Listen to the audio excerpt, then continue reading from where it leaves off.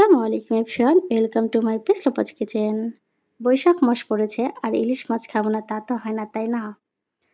ইলিশ মাছ আমার বরাবরই অনেক পছন্দর। এই জন্যই তো আমার বাবাকে বলার সাথে সাথে আমার বাবা আমার জন্য ২টা ইলিশ মাছ পাঠিয়ে দিয়েছে।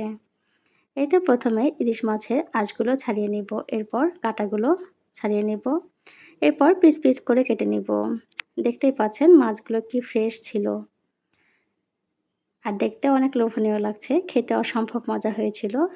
আজকে যে রেসিপিটা করব এটা টোটালি আমার ছোটো খালামণির হাতের রান্না, আপনারা অবশ্যই ট্রাই করবেন। প্রথমেই বেশ কিছু কাঁচামরিচ দিয়ে দিব আর পেঁয়াজ দিয়ে দিব, আস্ত জিরা দিব, ধনিয়া দিব, হলুদের গুঁড়া দিব,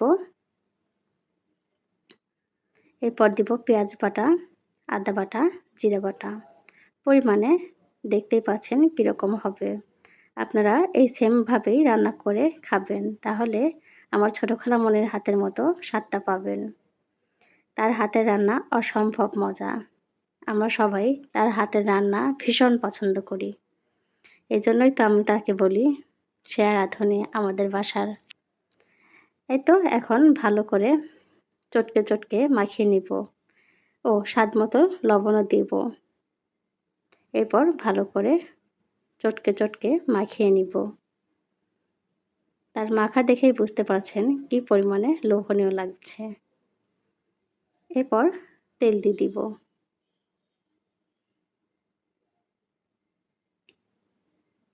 তার হাতে এক কথায় জাদু আছে। সে যে এত সুন্দরভাবে কিভাবে রান্না করতে পারে, আই হ্যাভ নো আইডিয়া। এই তো এখন মাছগুলো দিয়ে আবারও মাখিয়ে নিব।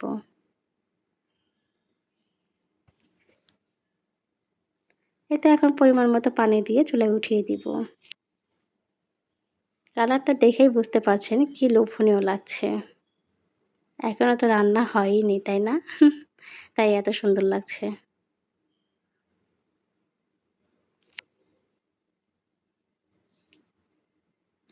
এই তো রান্না অলমোস্ট হয়ে যাচ্ছে।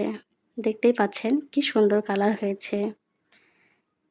এই ইলিশ মাছটা আপনি গরম ভাতের সাথেও খেতে পারবেন, খিচুড়ির সাথেও খেতে পারবেন এবং পান্তা ভাতের সাথেও খেতে পারবেন। আমরা তো ভীষণ মজা করে খেয়েছিলাম। এই মাছটা এভাবে রান্না করলে অসম্ভব লেভেলের মজা হয়। এই তো এটাই ছিল ইলিশ মাছের ফাইনাল লুক।